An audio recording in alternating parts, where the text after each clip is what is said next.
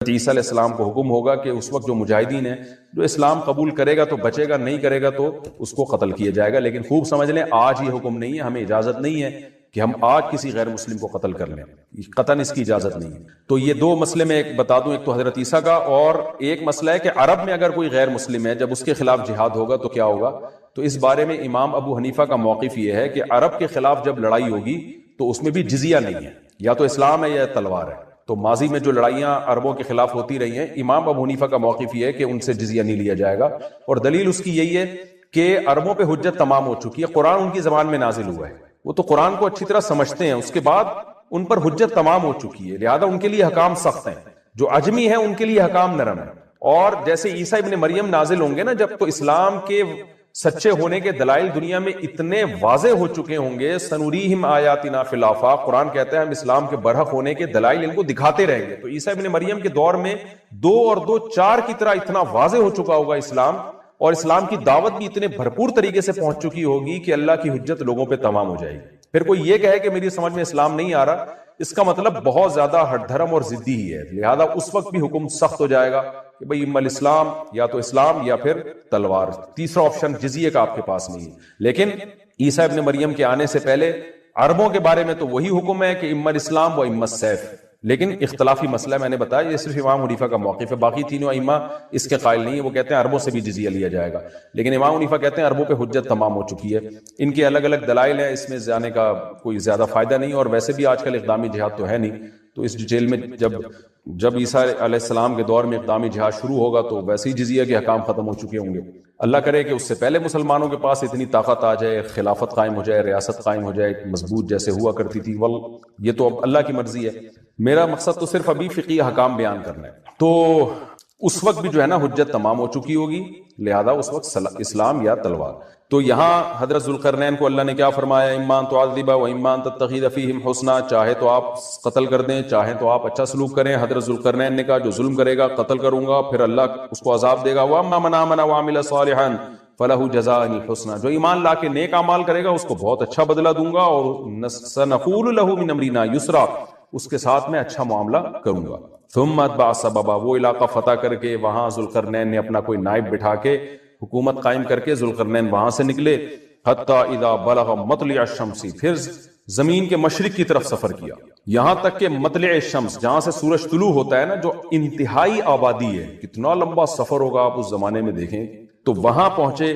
وجدها تطلع على قوم، تو سورج کو دیکھا ہے کہ ایسی قوم پہ طلوع ہو رہا ہے.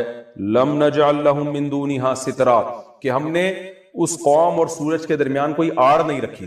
آڑ نہ ہونے کا مطلب یہ کہ چٹیل میدان میں وہ لوگ رہتے تھے، اور ایسے دیہاتی بدو قسم کے لوگ تھے کہ گھر بنانا بھی نہیں جانتے تھے، دھوپ میں پڑے رہتے تھے. اس ٹائپ کی کوئی قوم تھی. کذالک، اللہ فرماتے ہیں اسی طرح معاملہ ہے.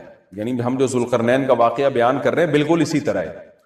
یہ بلاغت ہے قرآن کی. ایک اشکال ہوتا ہے نا کہ انتہائی مغرب شمس کو فتح کرنے کے بعد، انتہائی مغربی علاقوں کو فتح کرنے کے بعد، اس دور میں جب آپ کے پاس سواریاں نہیں ہوتی تھیں، ہوائی جہاز نہیں تھے، تو انتہائی مشرقی حصے میں پہنچے کیسے؟ تو اللہ فرماتے ہیں کذالک، ایسا ہی ہے جیسا ہم بیان کرنے. اللہ نے ان کو وسائل دیے تھے، پہنچ گئے وہ. وقد احطنا بما لدیہ خبرا، اور ہم نے احاطہ کیا ہوا تھا ذوالقرنین کے ارد گرد جو کچھ بھی تھا اس کا احاطہ کیا ہوا تھا خبر کے اعتبار سے، یعنی ہمیں پوری خبر ذوالقرنین کی معلوم ہے. ثم اتبع سببا، اس کے بعد پھر آپ نے راستے کو فالو کیا. حتی اذا بلغ بین السدین، اب یہاں قرآن بیان نہیں کر رہا کہ کس سمت میں گئے، لیکن جمہور مفسرین اسی طرف ہے کہ اس سے مراد ہے شمال کی سمت. یہ مضمون چل رہا تھا کہ حضرت ذوالقرنین انتہائی مشرقی حصے کی طرف پہنچے زمین کے. وہ علاقے فتح کرنے کے بعد پھر حضرت ذوالقرنین نے زیادہ تر مفسرین کی رائے کے مطابق شمال کا رخ کیا. قرآن میں نہیں ہے کہ نارتھ کی طرف گئے یا ساؤتھ کی طرف گئے، لیکن کچھ چیزیں بدیہی ہوتی ہیں. آبادی ظاہر ہے اس وقت نارتھ ہی کی طرف زیادہ تھی، ساؤتھ کی طرف آبادی بہت بعد میں دنیا میں آئی ہے، اور اب بھی بہت کم آبادی ہے ساؤتھ کی طرف. تو غالب یہی ہے کہ نارتھ کی طرف حضرت ذوالقرنین گئے. قرآن کہتا ہے ثم اتبع سببا حتی اذا بلغ بین السدین. سد کہتے ہیں بند کرنا، کہتے ہیں نا سد باب. اور انسداد دہشت گردی، باب انفعال میں جائے گا تو انسداد یعنی دہشت گردی کو بند کرنا. تو سدین، 2 سد یعنی 2 آڑیں. تو پہاڑ کو آڑ سے تعبیر کیا گیا ہے کیونکہ پہاڑ رکاوٹ بن جاتا ہے ادھر کی آبادی ادھر اور ادھر کی ادھر جانے کے لیے، تو ایک آڑ کی طرح ہوتا ہے۔ تو قرآن کہتا ہے حتی اذا بلغ بین السدین، یہاں تک کہ جب دو پہاڑوں کے درمیان میں پہنچے، وجد من دونہما قوما، تو آپ نے پایا ان دونوں کے پیچھے ایک قوم کو، یا دونوں کے ایک طرف ایک قوم کو پایا، لا یکادون یفقہون قولا، ایسی قوم تھی لا یکادون یفقہون قولا، کہ بات سمجھنے کی صلاحیت ہی نہیں تھی اس کے اندر۔ دیکھیں حضرت ذوالقرنین جب مشرق کی طرف گئے تو زبان تو وہاں بھی نہیں آتی ہوگی، وہ الگ زبان ہوگی۔ جب سورج کے مغرب کی طرف گئے زمین کے دوسرے کنارے کی طرف، تو ان کی زبان بھی ذوالقرنین کی زبان سے میچ نہیں کرتی ہوگی، وہاں بھی ترجمان کی ضرورت پڑی ہوگی۔ لیکن وہاں قرآن نے یہ نہیں کہا کہ وہ بات سمجھتے ہی نہیں تھے۔ لیکن جب نارتھ کی طرف گئے ہیں تو قرآن کہہ رہے ایسی قوم دیکھی پہاڑوں کے پیچھے جو کچھ سمجھنے کی اس میں گویا صلاحیت ہی نہیں تھی، لا یکادون، ان میں کھوپڑی نہیں تھی ان کی۔ اس لیے زیادہ تر مفسرین اس طرف گئے ہیں کہ یہ کوئی وحشی قوم تھی۔ کوئی وحشی قوم ہوتی ہے نا جنگلوں میں جو رہنے والے، جیسے میں نے ایک ولاگ بنایا تھا، مسائی قوم ایک جنگل میں رہتی ہے، تو جنگلی قسم کی قوم تھی۔ کوئی ہو سکتا ہے پتے وتے جسموں پہ ڈھانپتے ہوں اور بالکل درندوں کی طرح جانوروں کی طرح رہتے ہو، تو اس ٹائپ کی قوم تھی کہ اوپر کھوپڑی ان کی خالی تھی، بات سمجھنے کی صلاحیت نہیں تھی ان میں۔ قالوا یا ذا القرنین، وہ ذوالقرنین سے آ کے کہنے لگے ان یاجوج وماجوج مفسدون فی الارض، کیا ذوالقرنین آپ اللہ کے نیک بزرگ ہیں، آپ آئے ہیں اللہ اللہ سکھا رہے ہیں لوگوں کو، دین کی دعوت دے رہے ہیں، توحید کی دعوت دے رہے ہیں، تو ایک کام ہمارا کر دیں کہ ایک قوم ہے یاجوج اور ماجوج جس نے زمین میں فساد مچا کے رکھا ہوا ہے۔ اب سوال یہ پیدا ہوتا ہے کہ جب اس قوم میں کچھ سمجھنے کی صلاحیت ہی نہیں تھی تو ان کو یہ کیسے پتا چل گیا کہ یہ ذوالقرنین اللہ کے نیک بندے ہیں، اور پھر ان سے بات چیت بھی ہوئی اور ذوالقرنین نے ان کو آگے یہ بھی بتایا کہ میں دونوں پہاڑوں کے درمیان سیسا پلائی ہوئی دیوار بنا کے ان پہاڑوں کو بند کر دوں گا، اس میں میرے ساتھ یہ تعاون کرو، تو یہ سب کانورزیشن ہوئی کیسے؟ تو اس کا جواب آسان ہے، ظاہر ہے جتنی بھی بے وقوف قوم ہو کسی نہ کسی طریقے سے، اشاروں سے، ترجمان سے، مختلف طریقوں سے اس کو، تھے تو بہرحال انسان نا، کوئی گدھے گھوڑے یا کوئی بندر تو نہیں تھے انسان۔ تو قرآن کا منشا صرف یہ ہے کہ ان کے ساتھ ذوالقرنین کو سمجھنے اور سمجھانے میں بہت زیادہ پریشانی ہوئی، تو مقصد صرف یہ بتانا ہے کہ بہت ہی کوئی بے وقوف قسم کی قوم تھی۔ تو باقی قرآن پھر جو واقعے کی تکمیل کے لیے پھر بیچ میں بہت ساری چیزوں کو حذف کر دیتا ہے جو غیر ضروری ہوتی ہیں۔ اب عقل مند یہ بات سمجھ جائے گا کہ ذوالقرنین اور ان کے درمیان جو بات چیت ہوئی، اس میں حضرت ذوالقرنین کو بہت زیادہ مشکلات پیش آئیں، ان کی بات کو سمجھنے میں بھی اور سمجھانے میں بھی۔ تو آگے پھر قرآن جو ہے نا کہ جو ان کا جو بڑا مقصد تھا وہ بہرحال حاصل ہو گیا، وہ اشاروں سے ہوا ہو، وہ کوئی ترجمان کے ذریعے ہوا ہو یا کسی بھی طرح سے ہوا ہو، تو حضرت ذوالقرنین نے بھی کوئی حل نکالا ہوگا نا کہ اس قوم کی بات کو سمجھنے کی ہم کوشش کریں، ان کو بہرحال دین کی دعوت دی ہوگی۔ تو اس اشکال کا جواب تو یہ ہے، کیونکہ قالو کا مطلب یہاں نہیں ہے کہ آئے انہوں نے ذوالقرنین کی زبان میں بات کرنا شروع کر دی، جو بھی اپنی زبان میں جس طرح سے بھی بات کی، چاہے اشارہ سے کی ہو یا ترجمان کے ذریعے کی ہو۔ دوسری بات یہ ہے کہ انہوں نے حضرت ذوالقرنین کی طاقت کا تو اندازہ لگا لیا تھا کہ یہ اتنے پاورفل ایک لشکر کے ساتھ آئے ہیں اور ان کے پاس اتنا اسلحہ ہے، اتنے گھوڑے ہیں، تو یہ ہنرمند ہیں۔ اور آگے ریکویسٹ انہوں نے اس لیے بھی کی کہ حضرت ذوالقرنین کی بزرگی کا بھی ان کو اندازہ ہو گیا۔ دیکھیے اللہ تعالیٰ نے انسان کی نیچر ایسی بنائی ہے کہ جو نیک لوگ ہوتے ہیں نا، ان کی تقوی اور للہیت کا، ان کی بزرگی کا غیر مسلموں پہ بھی اثر پڑتا ہے۔ ہندوستان میں علماء بتاتے ہیں کہ ہندو مسلمان بزرگوں کے پاس آیا کرتے تھے دعا کرانے کے لیے، اب بھی آتے ہیں۔ انڈیا کے بعض علماء نے ہمیں بتایا کہ ہمارے پاس ہندو بھی آتے ہیں اور کہتے ہیں ہمارے لیے دعا کریں اللہ تعالیٰ سے، کیونکہ ایک لاشعوری طور پر انسان کے ذہن میں یہ بات ہوتی ہے کہ بھئی یہ اللہ والا آدمی ہے۔ جیسے یوسف علیہ السلام جب جیل میں تھے تو غیر مسلم یوسف علیہ السلام کے پاس آئے اور کہنے لگے کہ آپ ہمیں خواب کی تعبیر بتائیں۔ سوال پیدا ہوتا ہے کہ بھئی وہ تو غیر مسلم تھے اور یوسف علیہ السلام نمازی پرہیزگار تھے، تو غیر مسلموں کو کیسے اندازہ ہو گیا کہ یہ خواب کی تعبیر بتائیں گے؟ اس کا جواب یہی ہے کہ لاشعوری طور پر اللہ نے دلوں میں ایک ہیبت ڈالی ہوتی ہے پرہیزگار لوگوں کی، ایک روب ڈالا ہوا ہوتا ہے اور ایک عظمت ڈالی ہوئی ہوتی ہے۔ تو یوسف علیہ السلام کے پاس آنے والے لوگوں کو یہ بات معلوم تھی کہ یہ عظیم انسان ہے اور یہ ان کو اللہ تعالیٰ وہ باتیں بتا دے گا جو ہمیں نہیں بتاتا، اللہ ان کو خواب کی تعبیر سمجھا دے گا، ہم نہیں سمجھ سکتے۔ تو یہ ایک لاشعور میں انسان کے ہوتی ہے یہ بات، اور بھی اس پہ بہت ساری مثالیں ہیں، لیکن میں پھر وہ ہمارا یہ لیکچر جس کو ہم فوکس کر رہے ہیں وہ رہ جائے گا۔ تو ذوالقرنین کے ساتھ بھی یہی ہوا کہ وہ قوم جنگلی وحشی قسم کی تھی، لیکن ان کو طاقت کا بھی اندازہ ہو گیا اور بزرگی کا بھی اندازہ ہو گیا۔ پھر آ کے انہوں نے درخواست کی۔ طرز عمل سے یہ لگتا ہے کہ وہ قوم بھی مسلمان ہو گئی تھی، یعنی بغیر لڑائی کے اور بغیر کسی مناظرے بازی کے ذوالقرنین کا مذہب اس قوم نے بھی قبول کر لیا۔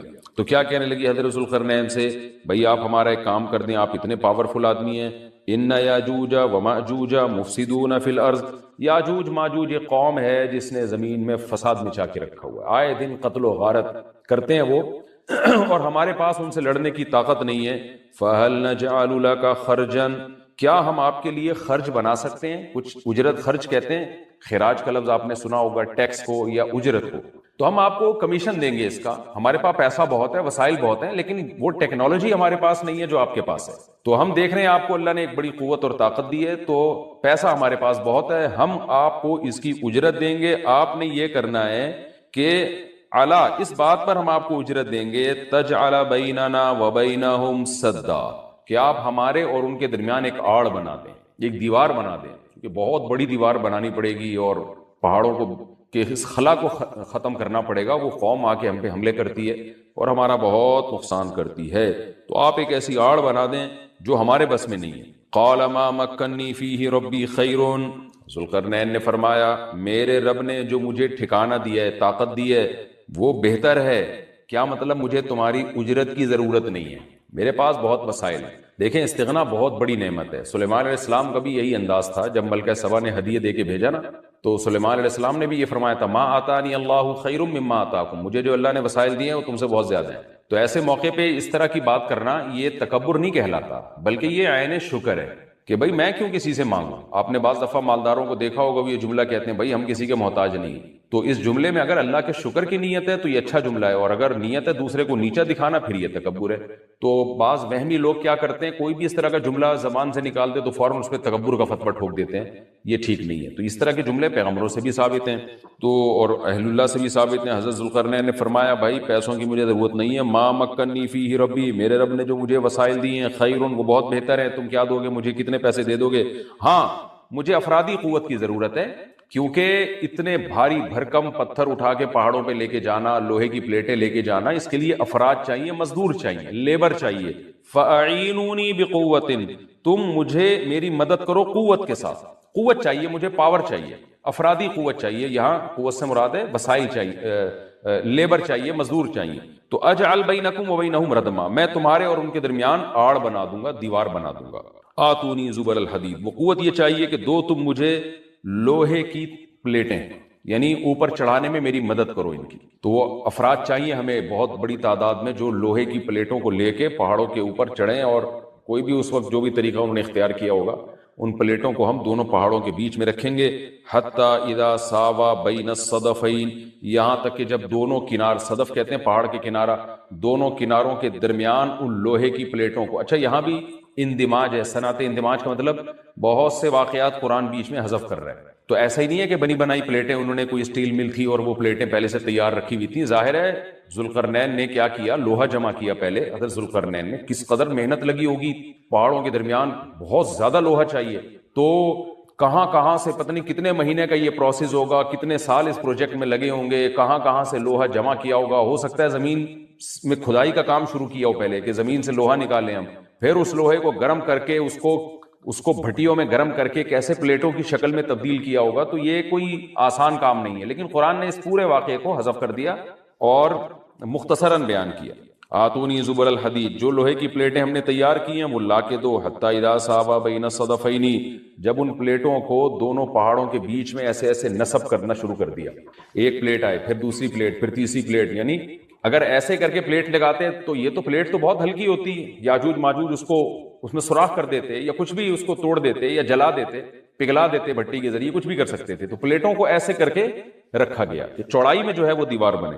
قال انفخوا، تو ذوالقرنین نے کہا اب ان میں آگ بھڑکاؤ۔ انفخوا کا مطلب پھونک مارنا ہے، لیکن یہاں پھونک سے بھٹی کی جو گرم کرنے کے لیے جو ہوا ڈالی جاتی ہے نا، جو جیسے آپ نے دیکھا ہوگا نا پرانے زمانے میں خواتین جو تھیں، وہ بوڑھی مائیں کیا کرتی تھیں، دادیاں، وہ ایک پائپ لے کے نا کوئلوں میں پھونک مارتی تھیں، اس سے کیا ہوتا ہے وہ ٹیمپریچر بڑھتا ہے۔ آج بھی میں نے گاؤں دیہاتوں میں دیکھا ہے بھٹیوں میں کہ وہ ہوا کا پریشر بنانے کے لیے انہوں نے کچھ دیسی قسم کی مشینیں لگائی ہوئی ہوتی ہیں۔ ایک صاحب کو میں نے دیکھا کوئی سائیکل کا پہیے پہ پتہ نہیں کون سی مشین لگائی ہوئی ہے، اس سائیکل گھمائے جا رہے ہیں، ادھر سے ہوا نکل رہی ہے اور وہ لوہا پگھلنا شروع ہو گیا۔ تو بھٹی میں جو پہلے زمانے میں ٹیمپریچر بڑھایا جاتا تھا وہ ہوا کا پریشر بڑھا کے ہی بڑھایا جاتا تھا، یا ہو سکتا ہے کوئی گیس ہو جس کا پریشر بڑھانے کو انفخو سے تعبیر کیا جا رہا ہے. حتی اذا جعلہ نارن، یہاں تک کہ جب ان پلیٹوں کو بہت زیادہ گرم کر دیا اور آگ کی طرح، وہ پلیٹیں بیچ میں نصب کر کے نا آگ کی طرح پگھلنے لگیں، پانی کی طرح وہ پگھلنے لگیں.